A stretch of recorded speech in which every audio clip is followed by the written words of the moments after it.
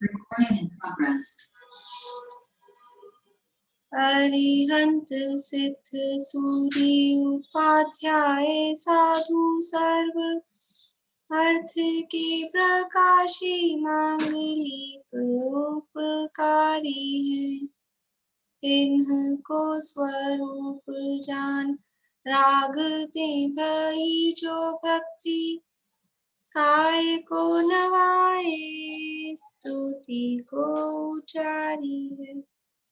धन्य धन्य ते नहीं ते काज सब आज भय कर जोरी बार बार वंदना हमारी है। मंगल कल्याण सुख ऐसो हम चाहत है। हो मेरी ऐसी दशा जैसी तुम धारी है। हो मेरी ऐसी दशा जैसी तुम धारी है। मंगलमय मंगल करण वीत राग विज्ञान नमो ताहि जाते भये अरहंतादि महान। करि मंगल करि हो महा ग्रंथ करण को काज जाते मिले समाज सब पावे निज पद राज। इस भव तरु का मूल एक जानहु मिथ्या भाव ताको करि निर्मूल अब करिए मोक्ष उपाय करिए मोक्ष उपाय। मोक्षार्थ प्रकाशक में 7वां अधिकार और व्यवहाराभासी का प्रकरण अपना चल रहा है। व्यवहाराभासी 4 प्रकार के होते हैं। कौन कौन से 4 प्रकार के व्यवहाराभासी होते हैं? बोली ममता भाभी।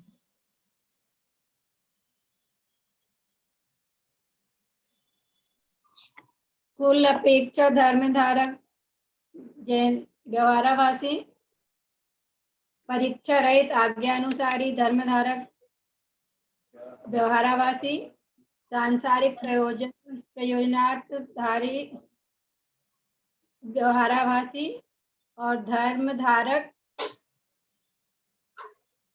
धर्म बुद्धि से धर्म धारक व्यवहाराभासी। बढ़िया, बोलो समीक्षा।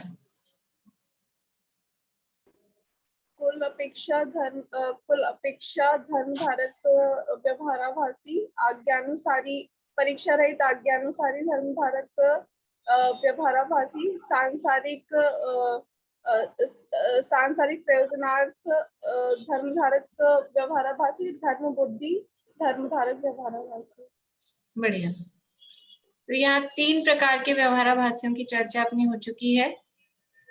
कुल अपेक्षा धर्म धारक, परीक्षा रहित आज्ञानुसारी और सांसारिक प्रयोजनार्थ। अब इन 3 प्रकार के जो व्यवहाराभासी हैं, इनकी सामान्य प्रवृत्ति किस प्रकार की होती है, किस तरह की इनकी क्रियाएं होती हैं, किस तरह का इनका मन वचन काय की प्रवृत्ति होती है, वो बात यहाँ बता रहे हैं। Page number 220। उक्त व्यवहाराभासी धर्म धारकों की सामान्य प्रवृत्ति। तो हमने देख लिया था कि भक्ति करते हैं तो क्या स्थिति होती है, और खुदेव आदि की सेवा भी करने लग जाते हैं। बोलिए भारती आंटी।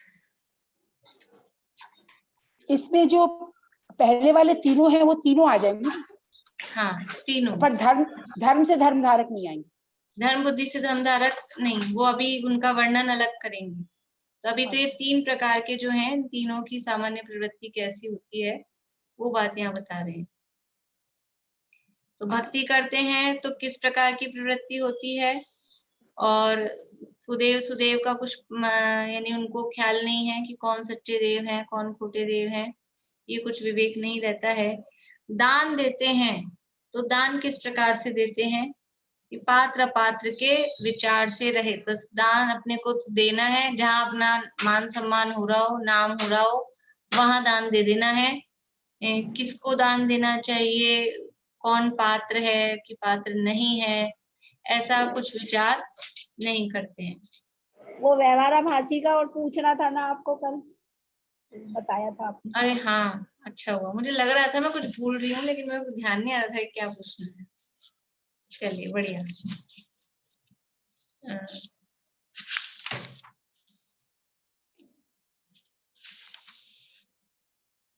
परीक्षा रहित आज्ञानुसारी धर्मधारक व्यवहाराभासी अपने फेवर में, वो जो व्यवहाराभासी है परीक्षा रहित वाला, वो अपने फेवर में क्या तर्क दे रहा है कि मैं परीक्षा नहीं करूं, इस पक्ष में वो क्या मुख्य क्या तर्क दिया है उसने, वो बताना है। कौन कौन देख के सोच के आए हैं? 1 2 3 4 लोग दिखाई दे रहे हैं। 5।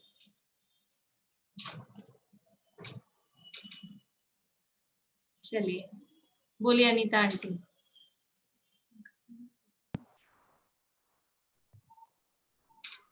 दीक्षा धर्मधारक व्यवहारवासी कहता है कि मतलब कि भाई शास्त्र में 10 प्रकार के सम्यक बसाए हैं, उसमें आज्ञा सम्यक भी है और धर्म ध्यान में भी आज्ञा विचय सम्यक है।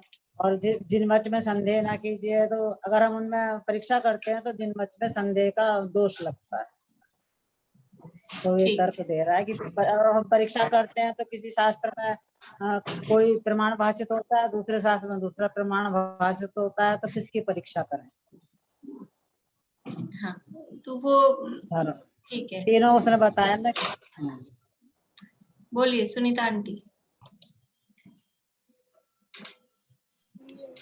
हाँ, एक तो शास्त्रों में 10 प्रकार के सम्यक्त ने आज्ञा सम्यक्त कहा गया है, और दूसरा आज्ञा विचय धर्म ध्यान का भेद है, और तीसरा निशंकित अंग में जिन वचन में संशय का निषेध किया है, और चौथा है परीक्षा करने पर भी कोई कथन किसी शास्त्र में प्रमाण भाषित हो तथा कोई कथन किसी शास्त्र में प्रमाण भाषित हो, और छद्म से अन्य परीक्षा हो जाए तो क्या करे, और फिर शास्त्रों में परस्पर विरुद्ध कथन तो बहुत किस की परीक्षा करे, और फिर गोमट सार का है बताया।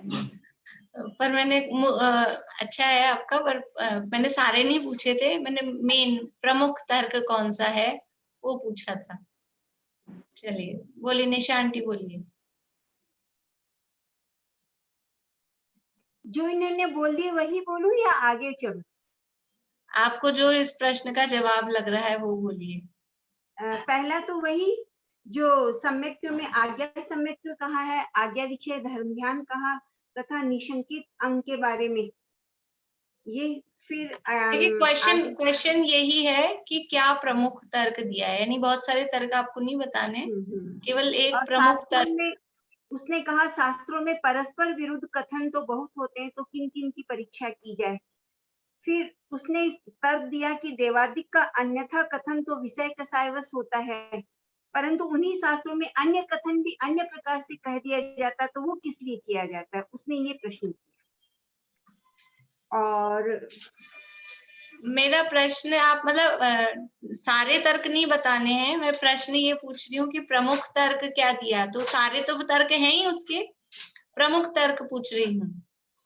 बोलो समीक्षा।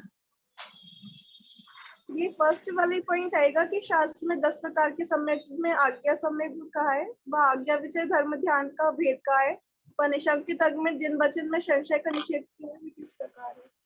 हाँ, जो परीक्षा रहित आज्ञानुसारी, उसका सबसे प्रबल मतलब मेन उसकी लॉजिक, मेन तर्क क्या है कि शास्त्र का प्रमाण देके शास्त्रों में कहा है एक आज्ञा नाम का सम्यक्त्व है, एक निशंकित नाम का अंग है, एक आज्ञा विचय नाम का धर्म ध्यान है, इसलिए हमको परीक्षा नहीं करनी चाहिए, वरना हम शास्त्र के विरुद्ध काम करेंगे। ये उसका मेन तर्क है। फिर वो और बाकी आप लोगों ने सारे बताए वो अच्छे हैं, वो भी तर्क हैं, लेकिन सबसे मेन, क्योंकि बाद में जाके वो समाधान जो कर रहे हैं, बाद में जाके 1 पेज बाद समाधान किया, 1.5 पेज बाद जाके कि इसी का नाम आज्ञा विचय धर्म ध्यान है, इसी का नाम आज्ञा सम्यक्त है, और वही निशंकित अंग है। मतलब उसका मेन तर्क यही था, ये जो 3 पॉइंट उसने दिए शास्त्र के आधार पे, वो उसका मेन तर्क है। बढ़िया है। सांसारिक प्रयोजनार्थ धर्म धारक व्यवहाराभासी अपनी बात की पुष्टि के लिए क्या प्रमुख तर्क देता है? बोलो प्रीति।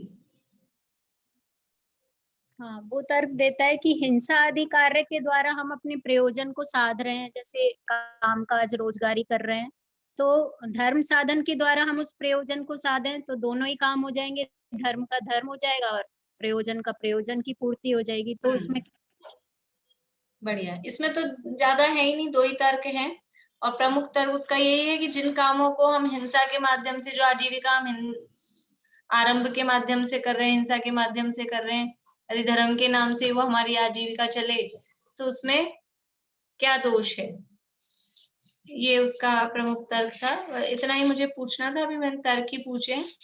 तर्क आप लोगों को ख्याल में रहेंगे तो उसका समाधान क्या हुआ है, फिर समाधान भी 1-2 दिन में पूछूंगी मैं। कल आज क्या है, ट्यूसडे है ना, फ्राइडे को पूछूंगी मैं। तर्क मैं बोलूंगी, समाधान आपको बोलना है, लेकिन कोशिश करें कि देख के नहीं बोलें, जैसा भी आए अपनी भाषा में, तभी हमको याद होगा। देख के तो उसमें लिखा ही है, फिर तो कोई दिक्कत ही नहीं है, पढ़ ही लेंगे। देख के तो अपनी भाषा में जैसा भी अपन बोल सकें, बिना देखे बोलने की कोशिश करें। अब आ जाए अपने 220 नंबर पेज पे। उक्त व्यवहाराभासी धर्म धारकों की सामान्य प्रवृत्ति।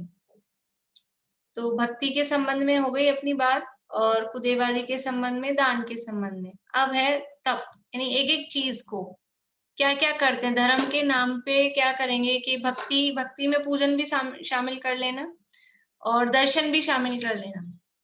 भक्ति शब्द में भक्ति भी, पूजन भी, दर्शन भी, वो सब एक से ही है। दर्शन करते हैं तो किस तरह से करते हैं, अभी एक एक चीज अपनी अपन खोलें तो दर्शन कैसे कर रहे हैं, फिर पूजन कैसे कर रहे हैं, भक्ति कैसे कर रहे हैं, ये सारी बातें, ये सब भक्ति वाली जो चीजें हैं कि दृष्टि घूमती रहती है, इधर उधर नजर जाती रहती है, पाठ में क्या अर्थ है, क्या बोल रहे हैं, दर्शन कर रहे हैं तो किसके दर्शन कर रहे हैं, क्यों दर्शन कर रहे हैं, वो सब उसके संबंध में ये लगा लेना। दान देता है तो पात्र का कुछ विचार नहीं है, किसको देना है, क्यों देना है, क्या देना है, कब देना है, कुछ नहीं, बस देना है और अपना नाम हो जाए, ऐसा काम करना है। तो वो भी यानी उसकी जो ये क्रिया है, वो क्रिया भी सही नहीं है। आगे 220 पेज पे बीच में, तथा तप करता है तो भूखा रहकर महंत पना हो वह कार्य करता है, परिणामों की पहचान नहीं है। तप किसे कहते हैं? तप किसे कहते हैं? बोलिए मीना चाची, मीना चाची बोलिए। इच्छा के निरोध को, इच्छा के निरोध को तप कहते हैं। तो ये तो असली तप की परिभाषा है, तप का जो स्वरूप है इच्छा निरोध, वो तो जानता नहीं है, लेकिन तप करता है। तो वो तप किसको समझता है? जो ये व्यवहाराभासी है वो तप किसको समझता है कि तप 2 प्रकार के होते हैं। 2 प्रकार के, कौन कौन से 2 प्रकार के तप होते हैं बेला जी? 2 प्रकार के कौन कौन से तप हैं? बहिरंग तप और अंतरंग तप।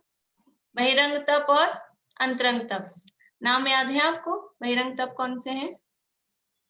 नहीं, हाँ ज्योति जी बोलिए, बहिरंग तप कौन से हैं? दीदी याद तो नहीं है, ऐसे स्वाध्याय स्वाध्याय नहीं, ये बहिरंग नहीं। थोड़ा याद तो है लेकिन वर्षा भाभी बोलिए। अनशन, अवमोदर्य, हाँ। अनशन, अवमोदर्य, काया कलेश। बेला भाभी।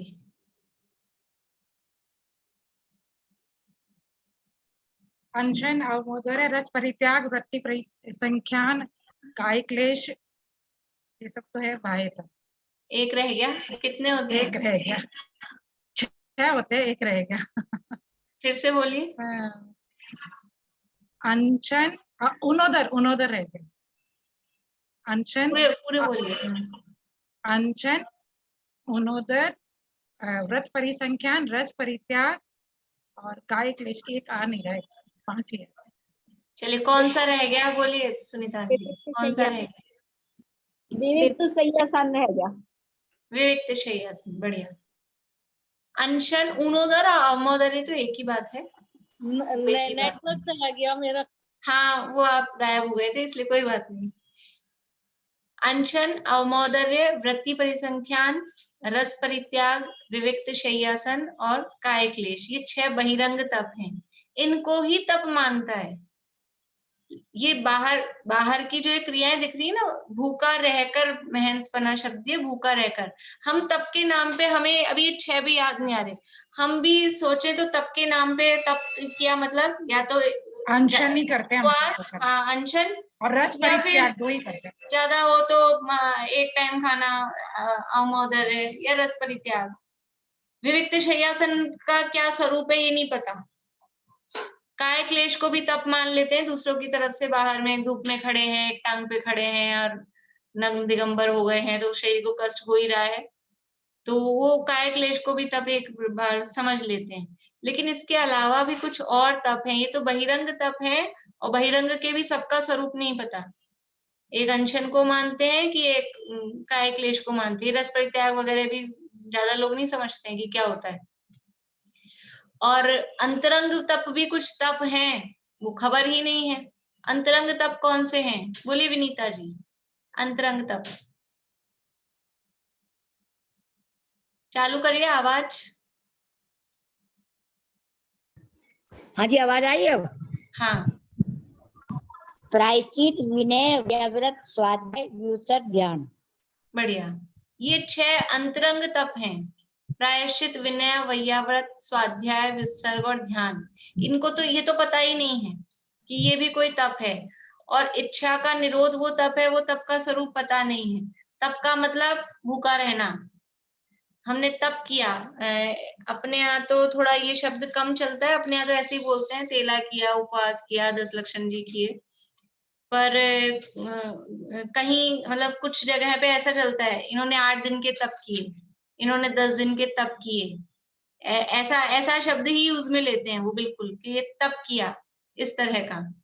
8 दिन के, 10 दिन के, 3 दिन के, जो भी जैसे भी हो, और वो तप शब्द यूज में लेते हैं। यानी केवल भूखा रहना, और वो तप का अर्थ केवल उपवास, अनशन है, और दूसरा कोई अर्थ नहीं है वहां पे। तप का मतलब अनशन करना। तो भूखा रहकर, और फिर वो क्या होगा, भूखे रहे, अब इनके मान सम्मान होगा उनका। इन्होंने 3 दिन के तप किया, इन्होंने 8 दिन का तप किया, इन्होंने 16 दिन का तप किया, तो वो मेहनत बनाओ, उनका मान सम्मान, नाम बड़ाई, स्टेज पे बुलाएंगे कि सबके सामने कहेंगे, लोग मिलने आएंगे, लोग पूछने आएंगे, लोग फोन करेंगे, ये सारी चीजें होती है। तो ये जिसमें अपना बस, किसमें प्रशंसा और किसमें पूछने आएंगे। हम रोज तप कर रहे हैं, अभी हम तप कर रहे हैं, किसी को फील हो रहा है हम तप कर रहे हैं, और किसी दूसरों को लगेगा, देखने वाले को, कि हम तप कर रहे हैं। कोई पूछेगा फोन करके, क्या बहुत तप कर रहे हो कैसी है आपकी तबीयत, कोई पूछता है, उसमें कोई मेहनत बना अंतरंग तपों में तो है ही नहीं। और मान लीजिए हमने रस परित्याग किया है, बहिरंग तपों में भी हमने रस परित्याग किया। आज मंगलवार है ना, आज मंगलवार है, हमने मीठा नहीं खाया था, रविवार को हमने नमक नहीं खाया था। कोई पूछता है एक दूसरे को क्या आप तप, या कोई कहता है, उसके आगे टैग लगाते हैं, ये तपस्वी हैं, इन्होंने तप किया है। तप ही नहीं जानते, केवल भूखा रहना, और फिर जिसमें अपना सम्मान, और सम्मान होता है केवल अनशन में, इसके अलावा किसी में सम्मान नहीं होता है। एक आसन किया हमने, पूरे 1 महीने भादवे में एक आसन करते हैं, किसको स्टेज पे बुला के सम्मान कराते हैं। 1 महीने हर अष्टमी चतुर्दशी को एक आसन करते हैं, किसका सम्मान होता है, केवल वो जबकि इनमें जो दादा ने बताया धर्म के 10 लक्षण में जो उत्तम तप धर्म है उसमें कि ये जो तप हैं ये 12 हैं क्रम से, अनशन, अवमोदर्य, वृत्ति परिसंख्यान, रस परित्याग, विविक्त शय्यासन, काय क्लेश, प्रायश्चित, विनय, वैयाव्रत, स्वाध्याय, विसर्ग और ध्यान। तो उत्तरोत्तर पहले से दूसरा श्रेष्ठ है। अनशन से ऊनोदर, ऊनोदर से वृत्ति परिसंख्यान नहीं, रस परित्याग, रस परित्याग से वृत्ति परिसंख्यान, ऐसे ये क्रम से एक के बाद एक वो श्रेष्ठ है। उसमें इच्छा, क्योंकि तब किसे कह रहे हैं, इच्छा का निरोध, तो अनशन से ऊनोदर में इच्छा का निरोध अधिक है, इसलिए वो श्रेष्ठ है। ऐसे क्रम से बढ़ते जाएंगे तो बहिरंग तपों से अंतरंग तप, और अंतरंग में भी प्रायश्चित से विनय, विनय से प्रायश्चित विनय, वैयाव्रत, वैयाव्रत से स्वाध्याय, स्वाध्याय से विसर्ग, और सबसे श्रेष्ठ है ध्यान। ध्यान नाम का जो तप है, अभी कोई ध्यान करता हो तो बिल्कुल ही नहीं लगता है कि तप कर रहा है, और ना उसमें ना मान बढ़ाई होती है। तो जो सबसे हल्की क्वालिटी का तप है उसमें मेहनतपना होता है, और वो करके समझ रहे हैं कि हम बहुत बड़े तपस्वी हो गए। यदि तप करता है तो भूखा रहकर मेहनतपना हो वह कार्य करता है। कितना अच्छा है, क्या बोलते हैं कि सस्ता सुंदर टिकाऊ, कि कम खर्च में अपने को ज्यादा लाभ हो रहा है, कि वह सबसे यानी भूखा रहे और नाम बहुत हो गया, और सबसे हल्का वाला काम किया, सबसे हल्का वाला काम किया, और मान सम्मान सबसे बढ़िया वाला मिल रहा है, तो वो बढ़िया लगता है कि ये काम करो। स्वाध्याय करना और उपवास करना क्या आसान है, क्या आसान है? क्या उपवास में पूरे दिन भूखा रहना पड़ता है? ये तो हमको लग रहा है कि स्वाध्याय करना तो आसान है, बैठ के स्वाध्याय करो, इससे अच्छा कहा, अपन तो चाहते ही यही है कि स्वाध्याय के लिए समय मिलता रहे। लेकिन जिन लोगों को रुचि नहीं होती है ना, उनको ये स्वाध्याय करना बहुत कठिन लगता है। कि आप कहो जितने हम एकासन कर लें, उपवास कर लें, वो सब हो जाएगा, लेकिन स्वाध्याय नहीं होएगा। ध्यान, अभी हम लोग स्वाध्याय करते हैं, हम लोग समझ लीजिए अगर ध्यान का अभ्यास नहीं है, अभी कहो आधा घंटे बैठ के ध्यान करना है, आधा घंटा बहुत ज्यादा लग जाता है। अगर 1 घंटा 2 घंटा कह दिया फिर तो कहना ही है, करेंगे क्या 1-2 घंटे तक, हमको वो कठिन लगता है, अभ्यास नहीं है इसलिए। तो ऐसे कहो तो एक आसन कर लेंगे, भूखे रह लेंगे, वो सब हो जाएगा। तो जिसका वो अभ्यास नहीं, लेकिन वो उत्तरोत्तर श्रेष्ठ है। और फिर बाहर से देखने में वो भी मेहनतपना भी नहीं है उसमें, बड़प्पन जो मिल रहा है, मान सम्मान जो मिल रहा है, वो उपवास के नाम पे ही मिलता है। इसलिए यदि तप करता है तो भूखा रहकर मेहनतपना हो वह कार्य करता है। परिणामों की पहचाननी, इच्छा निरोध को तप कहते हैं, और हमारे परिणामों में अंदर में भोजन के प्रति उदासीनता आई नहीं है। पहले दिन तक, जिस दिन उपवास यानी बोलते ना धारणा वाला दिन, उस दिन ऐसे खाता है कि खा लो, कल उपवास है, आज खा लो, चूरमा दाल बाटी बना के खा लो और घी डाल डाल के खा लो, कल उपवास है। तो परिणाम तो उस भोजन में गृद्धता के। और हमारे यहाँ पता है क्या बोलते हैं, धासन चौथ, घास घास के खा लो, ठूस ठूस के भर लो, क्योंकि कल तो उपवास करना है। और अगले दिन क्या होता है, पारना वाले दिन, कि वो उपवास वाले दिन से ही, शाम से ही, कल क्या बनेगा, कल सुबह इतने बजे मंदिर जाके आ जाऊंगा जल्दी से, और फिर फटाफट ये बनना है, वो बनना है। उपवास के बाद जो जो जिसके सबके अलग अलग होती है साहब। हमारे यहाँ हलवा मोठ बनाते हैं, कहीं कुछ और बनाते हैं, कहीं उकाली बनाते हैं। उकाली तो खैर बनती है, तो वो पहले से माइंड में वो चलता रहे, मोठ भिगो दिए कि नहीं, नींबू है कि नहीं, उकाली के लिए रात में ही वो माइंड में चलता रहे। गुजरात में तो जितने दिन उपवास किया था ना, उससे ज्यादा तो जब वो पारना होती ना, हर इतने बार मुंह उठाते हैं, फिर जो भी आएगा वो चम्मच से कुछ बना के रखते हैं, काढ़ा हुआ उसको पिलाते जाएंगे। मैं कहा होता ही है, वो 10 दिन के उपवास वगैरह में वो कुछ पानी वानी बना के रखते हैं, तो वो बार बार में, अभी आपने इतने दिन तक संयम से रहे, और अब क्या होगा, डॉक्टर भी कहेंगे, सब कहेंगे, और करना भी ऐसे ही पड़ेगा कि थोड़ी थोड़ी देर में खाओ, नहीं तो वो पेट ऐसा आते वगैरह सब ऐसी हो गई है। तो परिणामों की खबर नहीं, हमारे परिणाम कैसे रहे।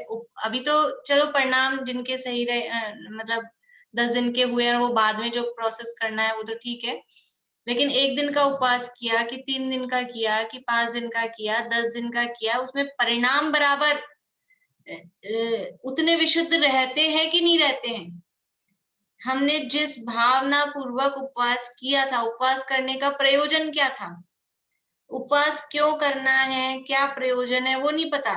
बस दुनिया में करते हैं और इससे मान सम्मान मिलता है, और ज्यादा कोई समझे तो इससे पुण्य होता है।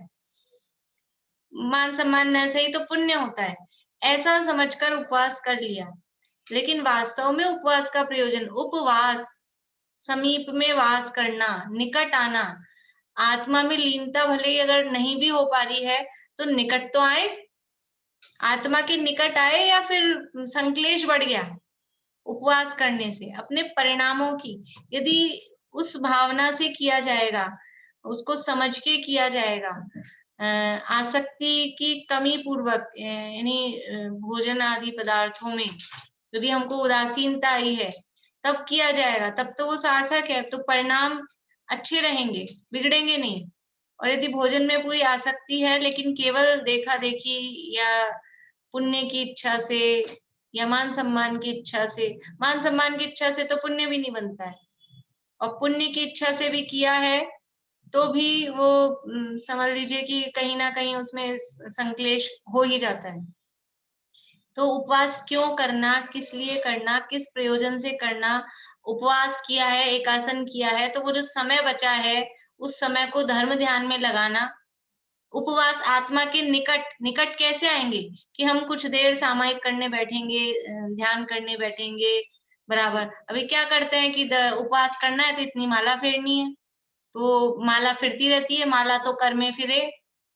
एक कबीरदास जी का दोहा है, माला तो कर में फिरे और जीभ फिरे मुख माही, और मनवा फिरे बाजार में, यह तो सुमरन नाई। हाथ में माला फिर रही है, मुंह से शब्द बोल रहे हैं, जीभ फिर रही है मुंह में, और मन कहाँ जा रहा है, वो कहीं घर में, बाजार में, जहां भी। इसका नाम तो कोई माला फेर, इसलिए शब्द भी ऐसा है, माला फेरना, माला फेर दी हमने, घुमा दी बस। तो वो उपवास करके आत्मा के निकट आना था, आत्मा के स्वरूप का चिंतन करना था, स्वाध्याय करना था। माला जाप दें, लेकिन उसको, उसमें भी क्या बोल रहे हैं, मंत्र क्या बोल रहे हैं, उसमें उपयोग पूर्वक ओम नमः सिद्धेभ्य भी बोल रहे हैं, तो सिद्ध भगवान का क्या स्वरूप है। नमोकार मंत्र की फेर रहे हैं तो पंच परमेश्वरी का क्या स्वरूप है, कम से कम उनके स्वरूप का ही विचार करें तो शुभ में उपयोग रहे। और इधर उधर सारा उपयोग जा रहा है, या फिर वो पेट में भूख की तरफ ही उपयोग जा रहा है, शिथिलता आ रही है, तो वास्तव में वो परिणामों की संभाल नहीं है, परिणाम बिगड़ते जाते हैं। तो वही काम करें जब तक परिणाम संभले रहे, हमारे परिणाम ना बिगड़ पाए। और पर इस उससे कुछ भी ना करें ऐसा नहीं, यथाशक्ति अपनी शक्ति के अनुसार बहिरंग तब भी करें, लेकिन परिणामों की संभाल पूर्वक, उसका उद्देश्य, वो उसका प्रयोजन जानकर, और उसमें प्रमोद भाव पूर्वक, यानी जो भी ये क्रियाएं कर रहे हैं बाहर में बहिरंग तप के रूप में भी, तो उसमें एक अपने अंदर से हर्ष का भाव हो कि हम ये काम कर रहे हैं। तो एक कर रहे हैं जबरदस्ती, एक तो किसी ने, वो होता है ना, नई नई शादी हुई तो दिला दिया हमको, वो अलग अलग दिन होते हैं 10 लक्षण में, किसी ये उपवास करना है, ये उपवास करना है, तो किसी ने हमको दिला दिया, कह दिया, सासू जी ने कह दिया करना है। का दिलाते हैं, सब जगह दिखता है। हाँ, धूप दशमी का, धूप दशमी का। तो ऐसा नहीं, खुद हर्ष पूर्वक, प्रमोद भाव पूर्वक उसके प्रति आदर का भाव रहे, जो काम हम कर रहे हैं आदर का भाव रहेगा तो संक्लेश नहीं हो पाएगा। अपने व्रत के नियम के प्रति आदर का भाव होना चाहिए, और परिणाम संभालने चाहिए। ये क्यों कर रहे हैं, तो अपना जो उपयोग है, अपना जो टाइम है, वो धर्म ध्यान में लगाएं। ऐसा नहीं आज उपवास है, ऐसा होता है एक आसन किया तो अब आज टाइम मिल गया तो रसोई की सफाई कर लो। एक आसन में कुछ टाइम बच गया है, उपयोग, यानी थोड़ा बहुत भी टाइम बचा है, तो उपयोग को आत्मा के निकट ले जाने के लिए विशेष रूप से सामायिक वगैरह करनी ही चाहिए, उसके लिए वो समय अपना बचना चाहिए। बोलिए विला भाभी। इसमें क्या, शुरू में तो हम देखा देखी करते हैं उपवास, क्योंकि सीखते हैं क्रियाएं, फिर जब धीरे धीरे जो अब थोड़ी मेच्योरिटी आई तो हमें लगता है नहीं ये ऐसा करना चाहिए या ये इसलिए अच्छा है, तो ये ठीक है, कोई दिक्कत नहीं है। लेकिन ठीक शुरू है, में और तो यही होता है। मैच्योरिटी भी क्यों आई है? क्योंकि आप पढ़ने सुनने समझने लगे हो। हाँ, आस्था बढ़ी है एक्चुअल में, ये लगता है कि नहीं हाँ ये करने, श्रद्धा बढ़ी है एक्चुअल में, कहने का हाँ, मतलब ये होता है कि हाँ। तो वो श्रद्धा इसीलिए बढ़ी ना कि आप स्वरूप समझने लग गए। नहीं तो क्या कि यदि हम नहीं स्वरूप समझते तो अभी तक भी वो देखा देखी भी करना है, ले रखा है अपन ने, धूप दशमी का ले रखा है तो करना है, और उद्यापन के तो फिर से 10 हो गए तो फिर से 10 करने हैं, तो वो देखा देखी ही चलता रहता।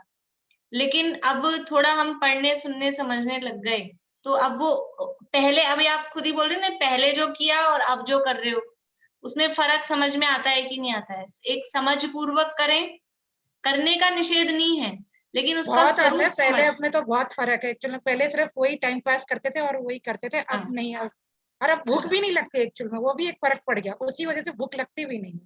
हाँ, अभ्यास अभ्यास का भी फर्क होता है और समझ का भी फर्क होता है। यदि हम समझ के करते हैं तो वो परिणाम उतने आकुलित और संश्लेषित नहीं होते हैं, तो वो परिणाम समले हुए। लेकिन खाली देखा देखी या किसी के प्रेशर में या लोकलाज से या मानस के वश होकर किया है, तो परिणाम समले हुए नहीं रहते हैं, परिणाम बिगड़ते ही हैं।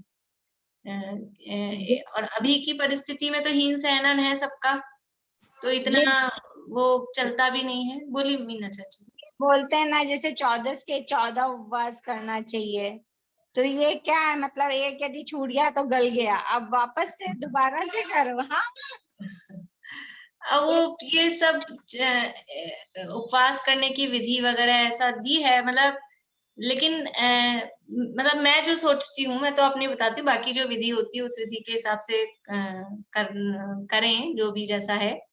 लेकिन इसमें गल गया, हमको कोई रिकॉर्ड बनाना है क्या कि हमको 14 करके, मतलब ये है कि 14 साल तक करो, उसका फल, अब हमने इतने साल तक किया तो उसका वो फल बताते हैं।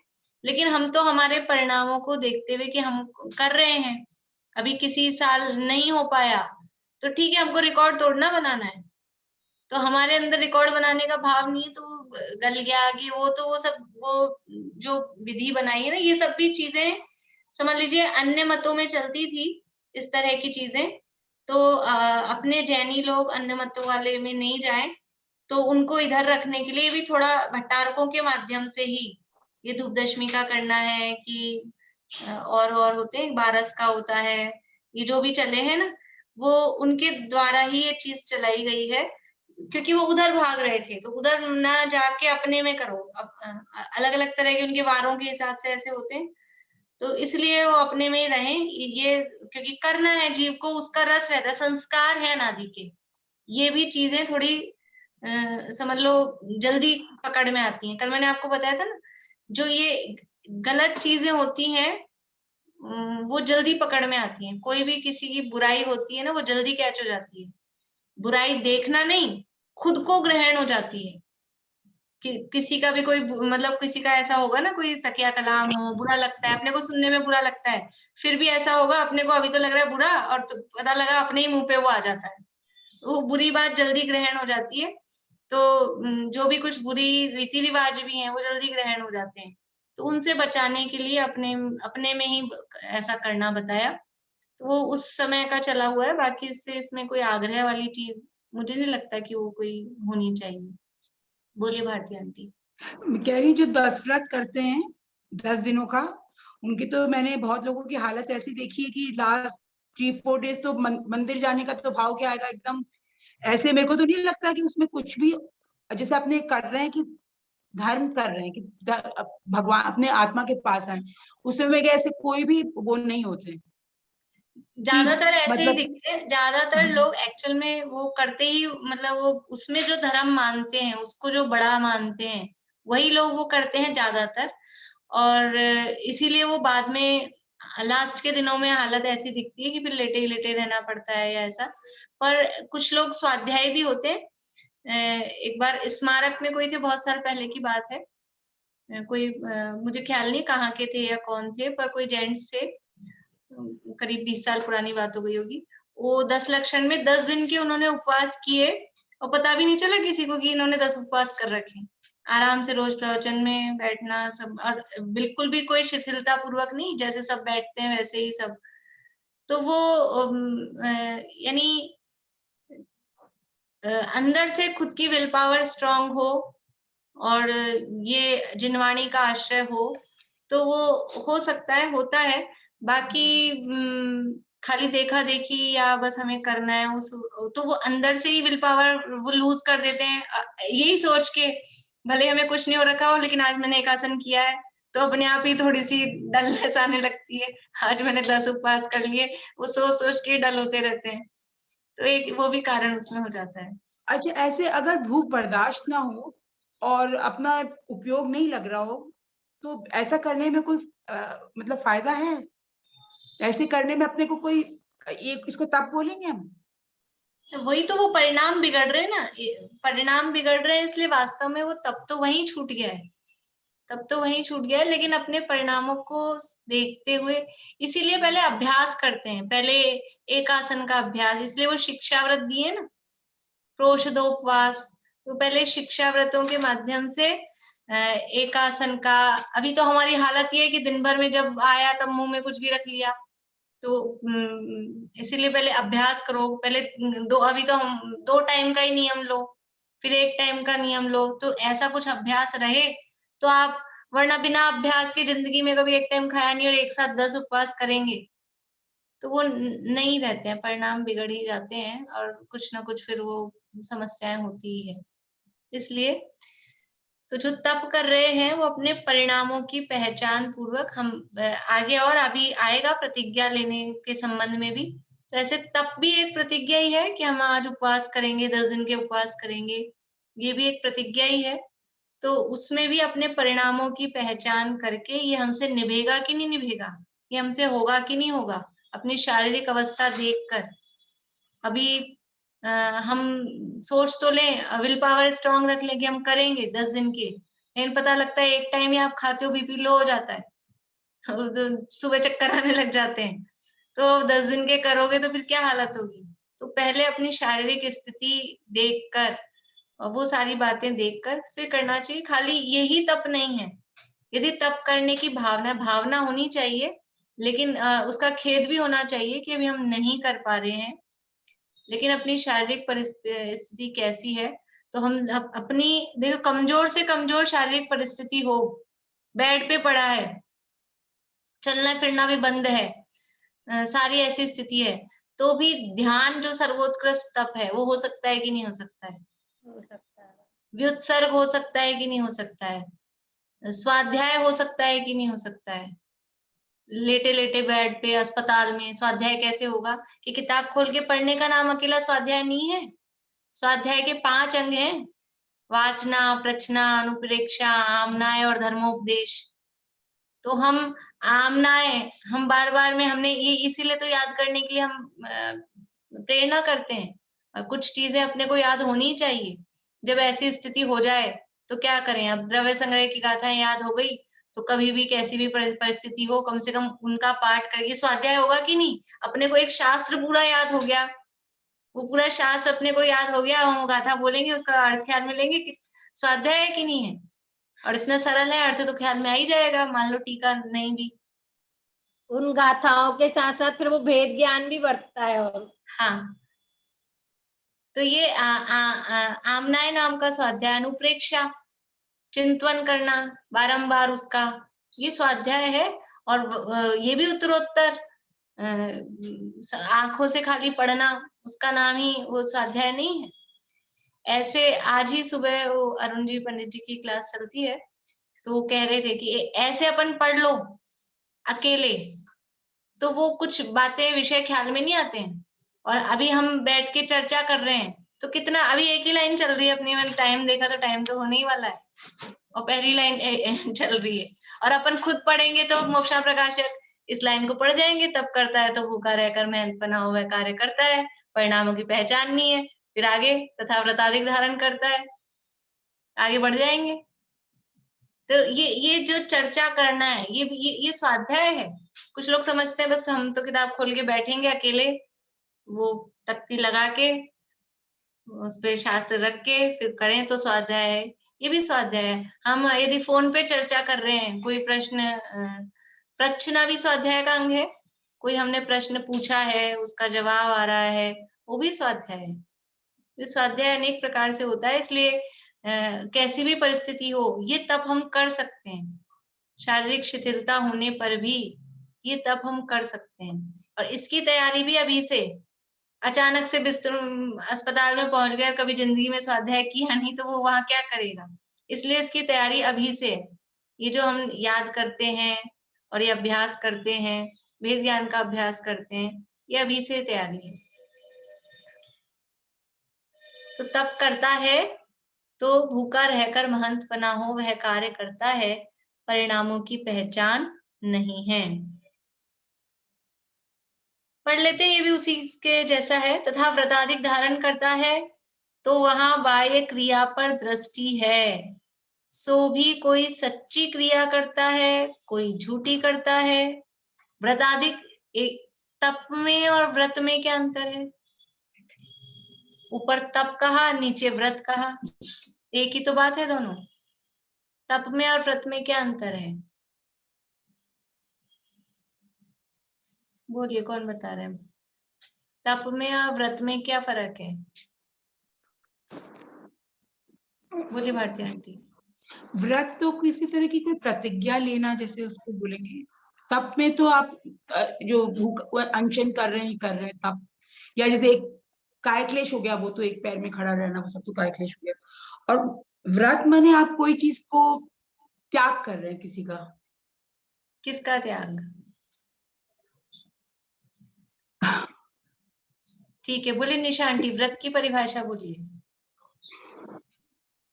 वो 5 प्रकार के व्रत जो 5 इंद्रियों के विषय नहीं, हिंसा, झूठ, चोरी, तुष्टि, परिग्रह से अपने आप को निवृत्त करना, विरत करना, और 5 इंद्रिय और मन के विषयों से निवृत्त होना। वो क्या है? सब ये व्रत है। 5 इंद्रिय मन के प्रवृत्त होना तो हाँ अव्रत हो गया, और इनसे निवृत्त होना व्रत हो गया। 6 काय की जीवों की हिंसा से, जीवों की हिंसा का त्याग करना, वो भी व्रत है। तो और तप, तप में इच्छाओं के निरोध की बात कही गई है। और ठीक है, ये देखिए 3 शब्द हैं, एक है व्रत, एक है तप और एक है संयम। आपने संयम को भी व्रत में मिला दिया। बोलो प्रीति, व्रत और तप।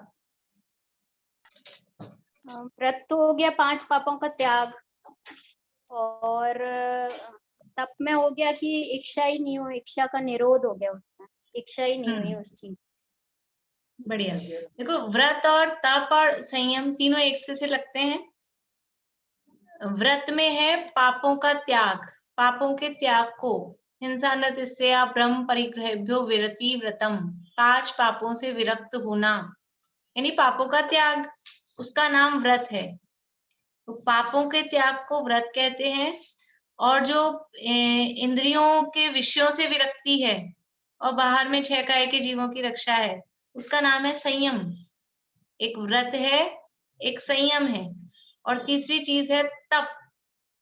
तप है वो इच्छाओं का निरोध, इच्छाएं उत्पन्न ना हो, वो कहलाता है तप। तीनों लगते हैं सिमिलर से, लेकिन थोड़ा थोड़ा फर्क है। मोक्ष मार्ग में संयम कंपलसरी है, संयम होना अनिवार्य है, तप होना अनिवार्य नहीं है, तप कंपलसरी नहीं है। व्रत भी समझ लीजिए कंपलसरी है, महाव्रत धारण करना मोक्ष मार्ग में, वो भी कंपलसरी है, लेकिन तप कंपलसरी नहीं है। तप तो ऑप्शनल है, हो तो हो, न हो तो न हो। बहिरंग तपों की अपेक्षा बात चल रही है, वरना ध्यान रूप तप तो वो है ही कंपलसरी। ध्यान तो होगा ही, निश्चय की बात यदि करेंगे तो वो होगा ही। तो यहाँ ऊपर जो बात की थी वो तप की बात की थी, इच्छाओं के निरोध रूप अनशन आदि तपों की मुख्यता से बात की थी। अब यहाँ जो बात कर रहे हैं व्रताधिक, तो वो 5 पापों के त्याग रूप व्रत। कौन कौन से व्रत होते हैं? दिन में चर्चा की थी, 12 व्रत होते हैं। तो कोई व्रत धारण किया, हमने अहिंसा व्रत लिया, अचौर्य व्रत लिया, या दिग व्रत लिए, कि शिक्षा व्रत लिए, गुण व्रत लिए, ऐसा ये व्रत हैं। तो जो भी कोई व्रत धारण किए, व्रताधिक धारण करता है, तो वहां बाह्य क्रिया पर दृष्टि है। जो भी व्रत धारण कर रहे हैं तो वो बाहर में जीव नहीं मर जाए। ये सब आगे भी बहुत खोलेंगे, और गुप्ती समिति आदि के संबंध में भी। व्रत आदि धारण किया, अहिंसा व्रत धारण किया, चाहे अणुव्रत हो चाहे महाव्रत हो, तो बस बाहर में जीव नहीं मर जाए, बाहर में एक चींटी नहीं मर जाए, वहां पर दृष्टि है, लेकिन अंदर में मोह राग द्वेष भाव उत्पन्न हो रहे हैं, उसका नाम हिंसा है, और वो हो रही है, उसका ख्याल ही नहीं है। केवल बाह्य क्रिया पर दृष्टि है, सो भी कोई सच्ची क्रिया करता है, कोई झूठी क्रिया करता है। हमने व्रत ले लिया, पानी अनछना पानी का हमारे त्याग है, ये व्रत, ये नियम हमने ले लिया अहिंसा की। अब बस पानी छानना है, लेकिन कैसे छानना है, सच्ची क्रिया कर रहे हैं कि झूठी? एक वो पतली सी थैली लगा दी, वो बांध दी, और उसमें से भी कुछ पानी अनछना आए जा रहा है, लेकिन थैली लगी है, वो काम चल रहा है, हमारा पल रहा है, हम पानी छान के काम में ले रहे हैं, वो नहीं। पानी छानने की क्या विधि है, किस तरह से पानी छाना है, फिर बिल छानी जीवानी बराबर पहुंची कि नहीं, उसका प्रयोजन क्या है, तो वो नहीं। तो कोई सच्ची क्रिया करता है, कोई झूठी क्रिया करता है। तथा जो अंतरंग रागादि भाव पाए जाते हैं, उनका विचार ही नहीं है, बाह्य में भी रागादि के पोषण के साधन करता है। और चर्चा फिर अपन, टाइम लग जाएगा, अभी कल करेंगे इसकी और चर्चा। ये भारत चक्रवर्ती को तो तप का टाइम ही नहीं मिला, उनको तो तुरंत ही मोक्ष हो गया था, तो तप अनिवार्य तो नहीं हुआ। हाँ, अनिवार्य नहीं, बस ध्यान जो तप है ना, ध्यान तो किया ही ना, शुक्ल ध्यान तो चाहिए ही, इसलिए वो ध्यान की अपेक्षा से कहें तो वो भी कंपलसरी है। लेकिन जहाँ बात करते हैं वहां बहिरंग तपों की मुख्यता से बात करते हैं, तो बहिरंग तप है वो अनिवार्य नहीं है, वो ऑप्शनल ही है, हो तो हो, ना हो तो ना हो। लेकिन संयम धारण करना वो अनिवार्य है, मुनि बनना वो अनिवार्य है। संयम धारण करना मतलब मुनि बनना वो अनिवार्य है। हाँ, तो दीदी जैसे स्वाध्याय हुआ, त्याग और ध्यान, ये तो अपने आप से ही हो जाते होंगे, मतलब ऐसे ही, वो तो अंतरंग, मतलब उनको तो कहूँ जैसे करो ही, मतलब हो ही रहे होते हैं। और उनके बेटे कैसे निगोद से आके तुरंत चले गए, हमें वो बहुत आश्चर्य का बात लगता है। वो पुरुष, यानी उससे हमको कुछ सीखना चाहिए, पुरुषार्थ की प्रेरणा हमको लेनी चाहिए कि जब ऐसे भी जीव मोक्ष जा सकते हैं, तो हम तो बहुत, यानी समझ लो डायरेक्ट निगोद से नहीं आए होंगे, तो भी हम क्या कर रहे हैं।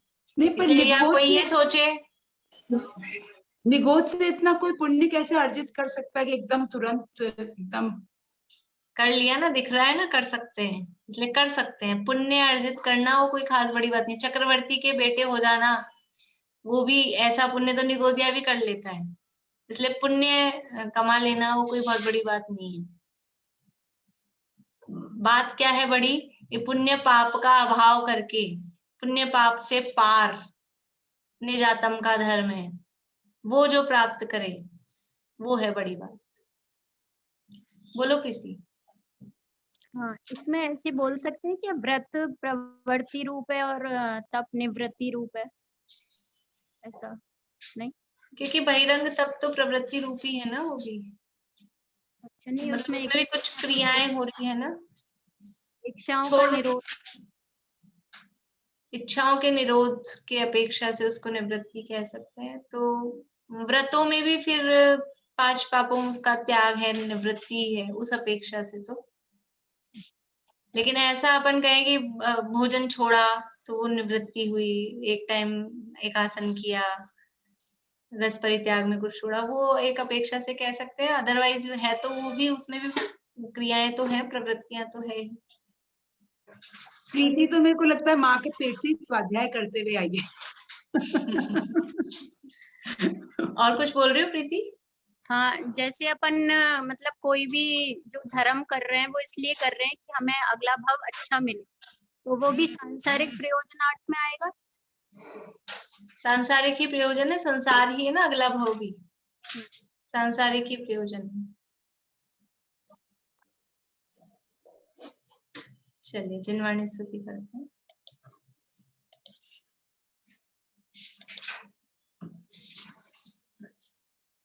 हे चक्रधर जग जीत कर षट खंड को निज वश किया, पर आत्मा निज नित्य एक अखंड तुम अपना लिया।